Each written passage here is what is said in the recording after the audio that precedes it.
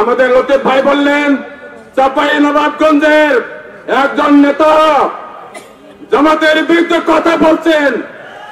এই আওয়ামী সরকারের বিরুদ্ধে, এই ফ্যাসিস্টদের বিরুদ্ধে কোন আন্দোলনে, কোন হরতালে, কোন মিছিলে তিনি ছিলেন না। তার বিরুদ্ধে এখন পর্যন্ত একটি মামলাও ছিল না। তিনি 2 বার গ্রেপ্তার হয়েছেন 2টি মামলার কারণে। একটি হলো সরকারের রিলিফের টিম, আর একটি মামলা ট্যাক্স ফ্রি গাড়ি বিক্রি করে দেওয়ার অপরাধে।